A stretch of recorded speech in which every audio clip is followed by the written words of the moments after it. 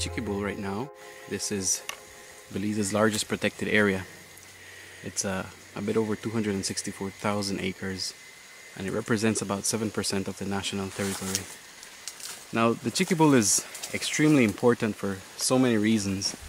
The amount of carbon dioxide that it absorbs and gives back to us as oxygen, the amount of water coming out of the Chiquibul. Some of the more endangered species in the country are living right here within the Chiquibul. We are focused primarily on the scarlet macaws, which is an endangered species, and we're working with the macaws because really we don't even know how many macaws are left here in Belize. Particularly Sharon Matola and Greg Shaw, who did surveys along the upper Macaw and the upper Raspaculo branches, and they estimated somewhere around 200 macaws, which is, to start with, that's not a good number. When people imagine the tropics, I think many times they think of big colorful parrots. Of the 16 species of macaws, it's the third largest. It's also one of the rarest. Ours is even rarer because it is a subspecies. Watching them for 2 years, you can't help but become so enamored by their natural history. The males and the females bond for life. They stay together their entire lives. Well, the macaws, I feel like they are part of my kids. I'm so happy to have them here.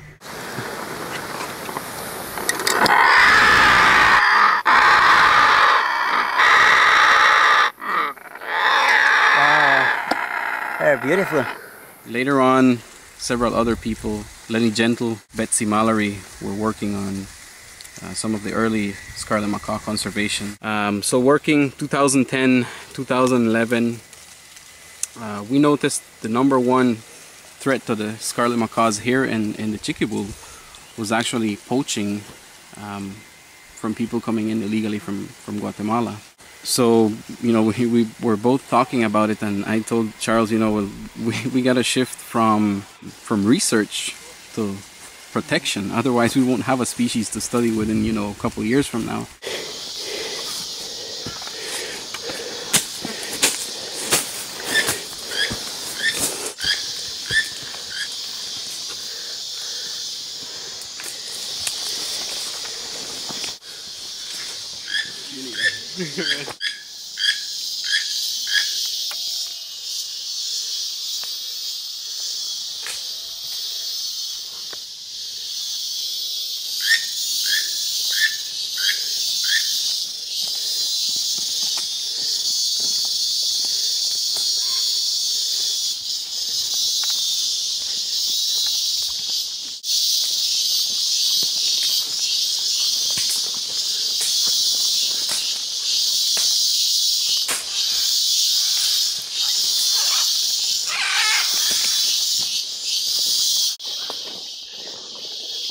So you can still hear some of the macaws around here. This is actually a nest or a tree that was active this year, and you can still find some evidence that these guys were around. If you look on the ground, some of the roots that they left behind. So, and if you notice over on this side, this is one of their trails. They actually have a system of trails all around here. So they come in from various different points. Once they get to a nest that is active like this one, they actually put on some spurs, and that's how they actually climb up the tree. If you notice here,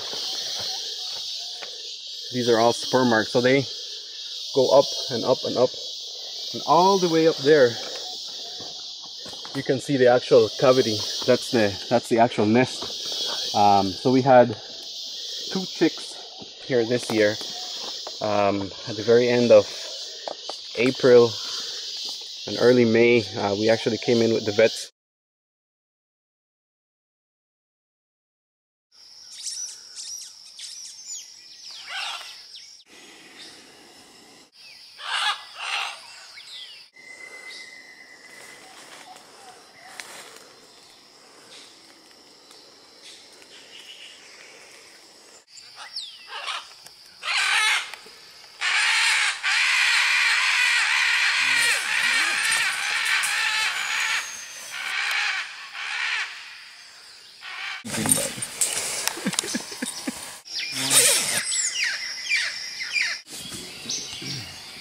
Where are we?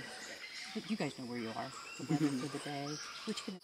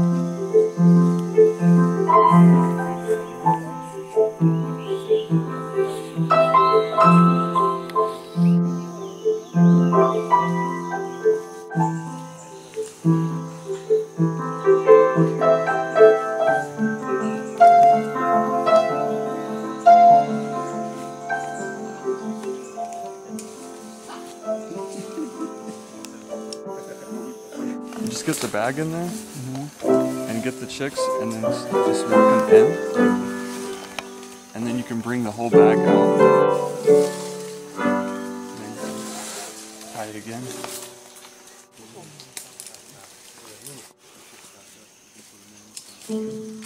Poor job.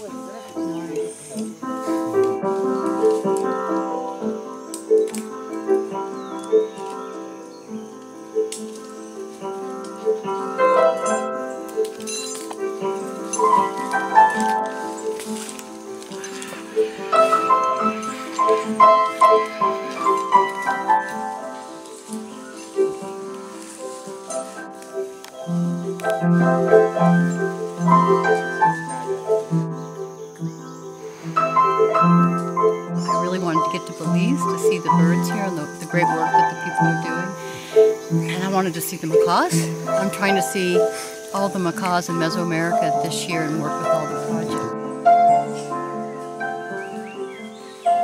One of the pieces that I can offer conservation projects is very particular nest and chick exam of wild birds, especially of parrots. So that's something I've been doing for like 26 years. So I just wanted to give them a snapshot on how to examine chicks for ill health, parasites, and how to weigh them and do various biometrics so they can get a judge of how their chicks are doing.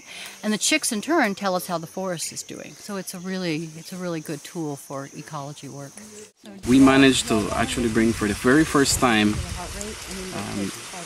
vets up here to the Chiquibul to do complete health checks on the scarlet macaws. We were very happy that actually the macaws, all the chicks that we checked, were in very healthy conditions. No parasites, no injuries, nothing that really posed a threat to them right there at the nest. It's basically it moving, and you can see that Okay, and after then you he cut back away, stimulates it. and then watch it. Watch the wave. Watch it. See it move? Yeah. See that? Yeah, so that's the That's crop motility. So it's It's yes. peristalt. Good job. so the crop content will be doughy and what else? Doughy with particles, or Like no liquid, so it's just No. seeds, right? it's seeds a little bit. We showed the rangers how to do these health checks so that they can help with the whole study. Excellent.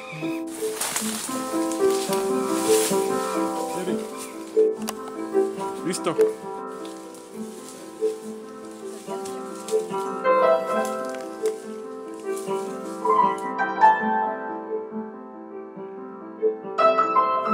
But even while we were doing the checks on the chicks, we saw a lot of poachers going around the area. Did a full health check on them, and they were doing just perfect. We went down just for one day, and by the time we came back the following day to set up camp, the chicks were already gone. So for next year, the strategy here was actually to set up camp at the base of the tree or in close proximity, because you can set it up maybe a ½ kilometer down from the actual tree. That's too much space for them. And you might be monitoring the nest during the day, but if you come back in the morning, the chicks are gone. So they work day and night.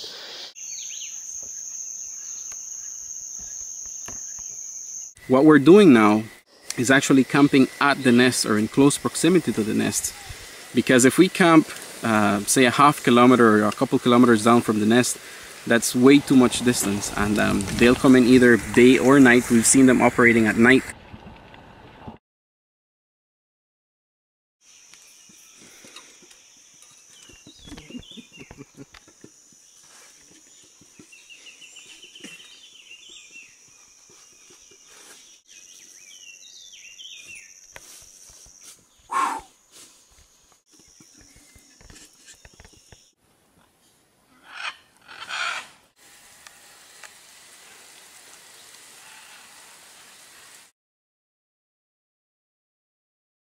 The environment is being devastated, to say the least. So how can we say it's going to be good for Belize? We are not sure. There's thousands of Belizeans in this country that don't want the dam to be built. When I heard that they're going to dam the river, it's like, it just make me feel sad, you know? It's gonna kill our river. How do people think it's gonna be cheaper if they build this Chiquibul dam? And all the money it's gonna cost, it's gonna come out from the people's pockets. So I'm please asking you to please support us for these foreigners not to come to build this dam here in Belize. We love our river. It's getting hot every year, and we need our rivers. Thank you. So that is the biggest problem I feel that we have here in Belize. Fortis is just another foreign organization that's going to come into our country. Every animal has an important role that it plays in the healthy maintenance of a tropical forest. And if you start reducing that, if you start eliminating the important roles that the animal life plays on the vegetation, what do you have? You have a poor ecosystem. A poor ecosystem will not benefit humankind. To destroy this environment, it doesn't make any sense. Somebody could convince me that it could make a little bit of sense. But you know what? What we lose is a sacred part of the earth. And what we gain, it's just not worth the trade-off.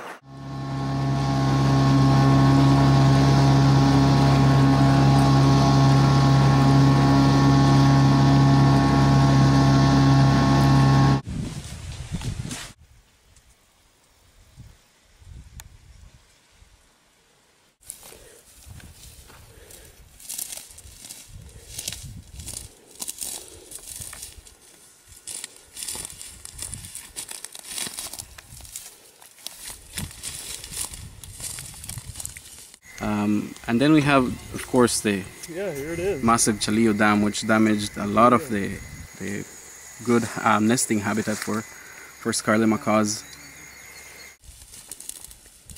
So it's almost 11 from here. I think we're gonna head up to one of the other camps. Hungry? Or not yet? Not really?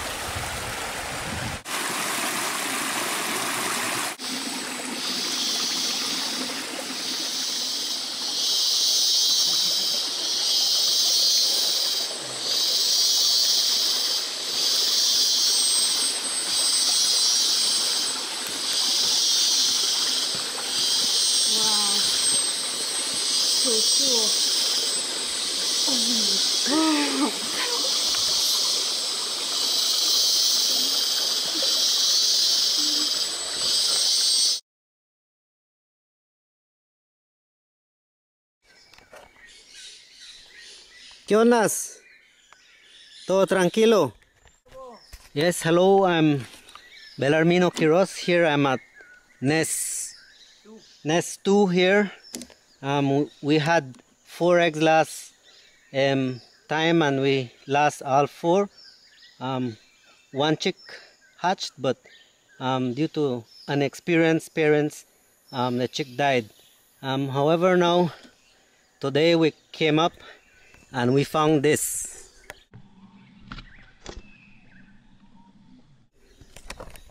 So you see we have 2 eggs now. Now we're going to monitor these 2 eggs until they hatch. Poachers and hunters going around the area are their #1 threat right now. That's why we're constantly going up the rivers, up these small tributaries, searching for more nests. And sometimes we discover a new nest, and when we look at it closely, it already has spur marks where the poachers come in, have climbed it and taken the chicks.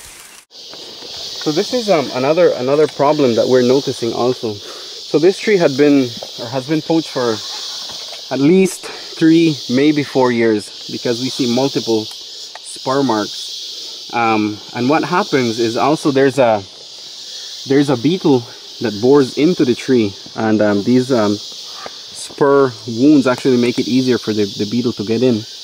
And if we get enough beetles on the tree, actually it might kill it. We already have 2 trees that were killed, nesting trees that were killed because of the same thing. So the spur marks actually just make it easier.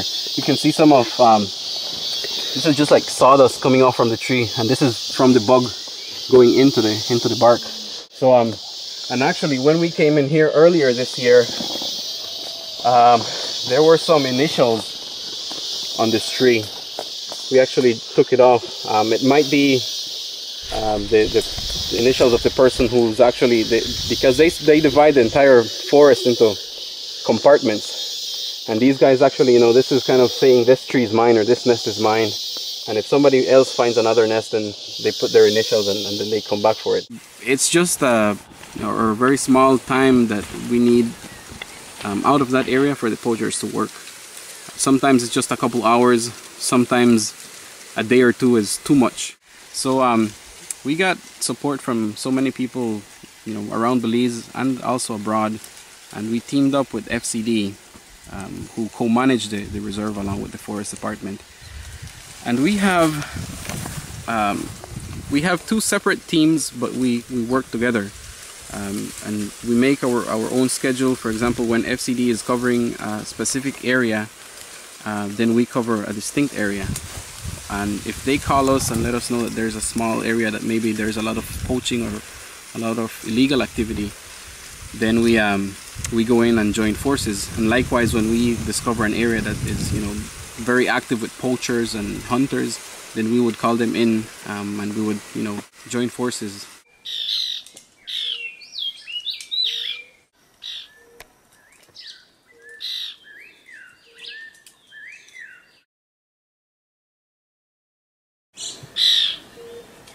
Beautiful. Beautiful.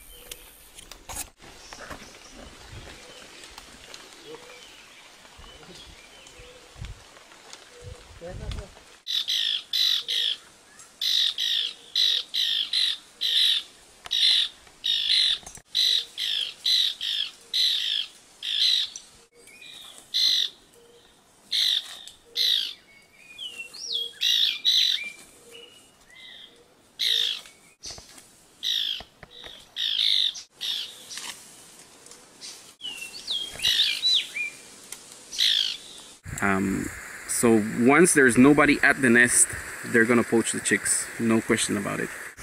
And it's all, you know, a big learning experience. You learn as you go. Poachers are constantly changing their techniques, and we always have to think the way they do and think a step ahead of them also, if we want to be effective and protect these chicks. But it's a huge area, so we're gonna need a lot of help from Belize and internationally, because this is a big problem that you know, it's only a handful of us that are working here, so we need more people for sure.